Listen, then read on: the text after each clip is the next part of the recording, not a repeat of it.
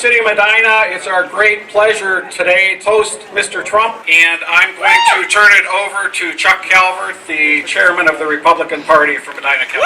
First of all, can I have all the candidates that are here to put their hands in the air so that we can see who's running? You got a little one right there. Future. I want to thank all of you for coming out. We're so fortunate to have Eric Trump join us here. A little bit about Eric. I won't tell you how old he is, and I won't tell you he's a Yankees or a Mets fan.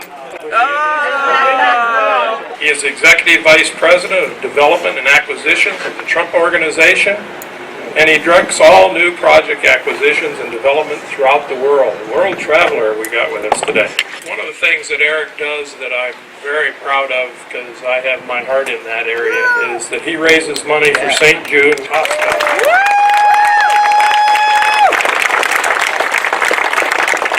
One of my other loves is wine, and he owns a winery. We can get him plenty of wine. We're not gonna run dry, all right? And the third passion of mine is playing golf, and he happens to manage Donald Trump's 18 golf clubs. So he was born in Manhattan, attended Trinity School. In 2002, he graduated from the Hill School and subsequently served on its board until 2013. He joined the Trump Organization in 2006 after graduating with a degree in finance and management with honors from Georgetown University in Washington, D.C. Before I let him speak, Eric, Thank you. That's terrific. Well, guys, thank you so much, and thank you to the mayor, and thank you to Chuck. This means a tremendous amount. I can tell you, we've been all over the state today. I think we've done 7 of these today, and everywhere we go, the crowds, you would not believe some of the crowds we've had around the state. And I can tell you, you can't drive 500 yards in the state without seeing another Trump sign. So, by the way, you're not seeing the Hillary signs, right? I think I've seen 2,000 of those today, and I think I've seen maybe 2 of the others. So I think in terms of enthusiasm, guys, I think we're winning this all day long. And you know, it's simple. I always joke that I'm a total civilian in this process. Unlike each and every one of you, I have zero aspirations to go into politics. I dislike most politicians. I think they're actually horrible people. My father is doing this to make a big difference, to make a huge difference, because our country is going in a horrible direction in so many different ways. We've got $20 trillion worth of debt. We have an educational system in this country that's ranked 30th in the world. We're 34th in terms of reading comprehension. We're 37th in terms of math skills. Get rid of Common Core! Yeah, well, we're going to start there. Believe me, we're going to get rid of Common Core. And the little guy likes that too. You see him cheering on Common Core. He's beautiful, by the way. But you know, you see a generation like that, and you think that as a country we're leaving them behind. And you know, the little boy over there in yellow, and so many other kids that are here. I mean, we're leaving the next generation of Americans behind because we have politicians who can't fix problems, and we have so many problems. Look at where we are in terms of unemployment in this country. They don't want to fix them. We've got 95 million people out of the workforce. 95 million people out of the workforce in this country. We have 1 in 3 jobs have been lost. 1 in 3 manufacturing jobs have been lost since Bill Clinton signed NAFTA. Median income in this country has remained stagnant for 15 years, meaning people are making less money today than they did 15 years ago. Our expenses have gone up. We have Obamacare, which has been an absolute disaster. I'm sure it's affected so many people here. Exactly, $1,600 a month. You're supposed to be able to keep your doctor, you're supposed to be able to keep your plan, and you're supposed to save $2,500, right? Well, you didn't get to keep your doctor, you didn't get to keep your plan, and the average family pays $4,500 more a year than they did before, and it was so sad. It's so tragic to see. It was a great lie. It was a great sham. You look at law enforcement, and by the way, give these guys a round of applause.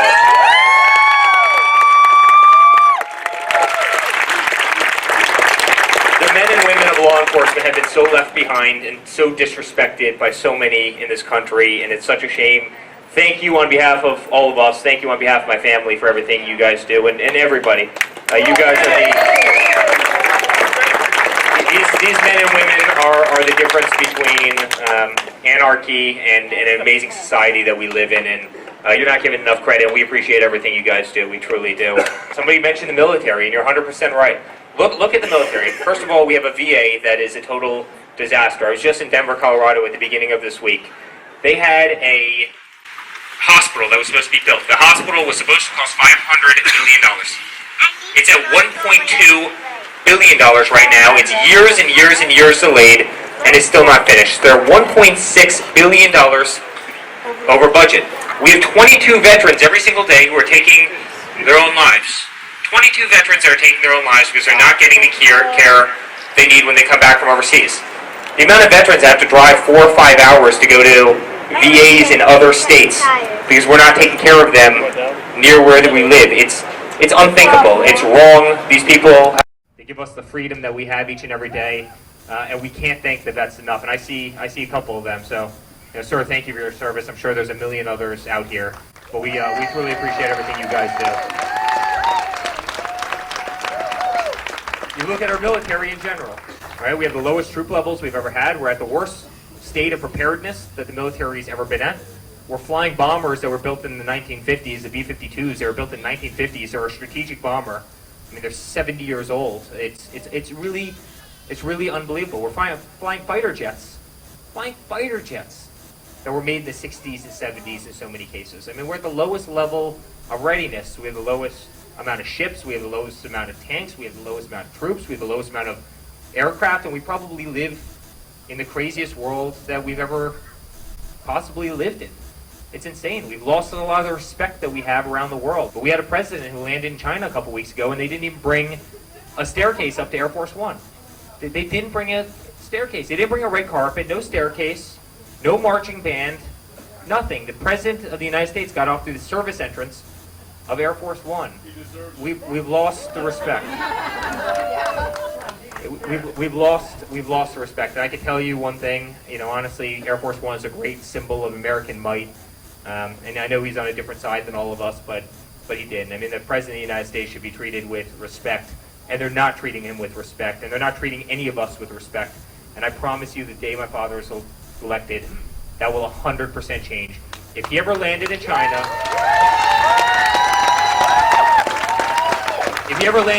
and there wasn't a staircase there, his first words would be, "Captain, fuel up the plane.